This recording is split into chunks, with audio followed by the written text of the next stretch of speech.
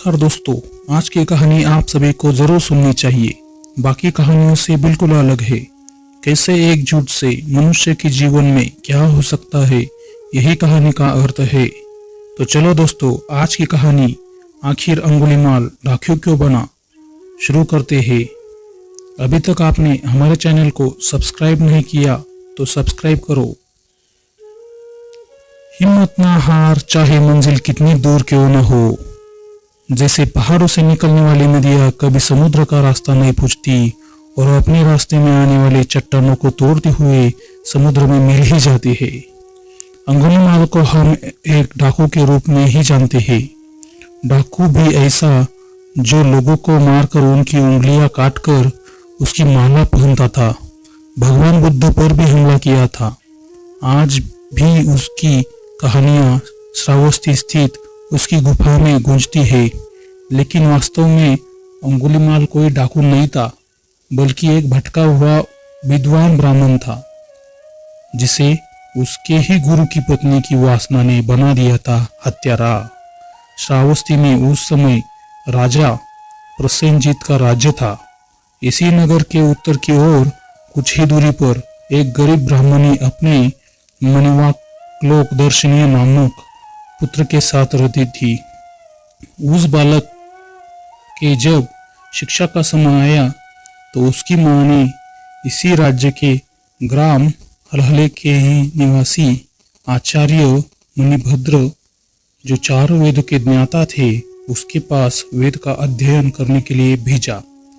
कुछ दिन अध्ययन कराने के बाद एक दिन आचार्य मणिभद्र अपने शिष्य मणिवाक्लोक दर्शनीय से गृह रक्षा करने के लिए कहकर बाहर चले गए। आचार्य के घर से बाहर चले जाने पर उनकी युवा पत्नी, जो पहले से ही मणिवाक्लोक दर्शनीय से मन में ही मन प्रेम करती थी, वह अपने कपड़े व जेवर को उतारकर नग्न अवस्था में उसके पास गई। गुरु पत्नी को नग्न अवस्था में सामने देख मणिवाक ने कहा कि आप मेरी माँ की तरह है, इसलिए आप अपने कपड़े पहनकर अंदर चली जाए।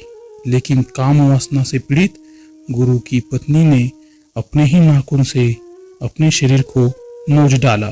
इसके साथ ही अपने आप को नग्न अवस्था में ही घर के एक खंभे से बांध लिया। जब आचार्य राजमहल से घर वापस आए तो अपनी पत्नी को यह हालत देखकर रस्सी को खोलकर अपनी पत्नी से इसका कारण पूछा।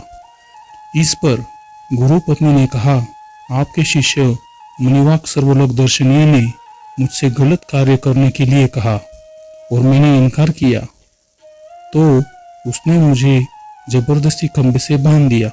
आचार्य मणिभद्र दुखी हुए और कहा कि दुरात्मा, तुमने गुरु पत्नी से अनुचित व्यवहार कर महा अपराध किया है। अब तुम्हें ब्राह्मण पुत्र कहलाने की योग्यता नहीं है, इसीलिए जाओ 1000 व्यक्तियों की हत्या कर डालो, तब तुम्हारे सब पाप धुल जाएंगे। गुरु मणिभद्र के आदेश पर वह श्रावस्ती के जंगल में जाकर लोगों की हत्याएं करने लगा।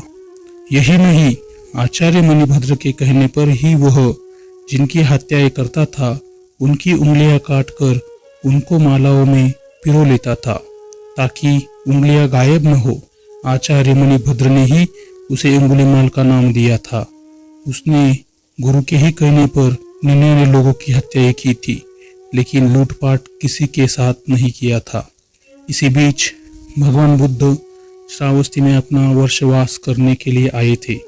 आम लोगों ने उनसे अंगुलीमाल से मुक्ति दिलाने का अनुरोध किया।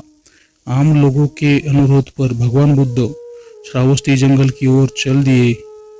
जहां उसका आतंक था, वह जंगल में एक अशोक वृक्ष के नीचे बैठ गए। जैसे ही अंगुलीमाल में तथागत गौतम बुद्ध को देख उनकी ओर दौड़ा, लेकिन वह वहां तक नहीं पहुंच पाया। इस पर अंगुलीमाल ने बुद्ध से कर के रूप में एक उंगली मांगी। यहीं पर भगवान बुद्ध और अंगुलीमाल के बीच शास्त्रार्थ भी हुआ। शास्त्रार्थ में हारने पर भगवान बुद्ध का चमत्कार देख अंगुलीमाल बौद्ध भिक्षु बन गया। उसकी कहानी हमारे दूसरे वीडियो में है।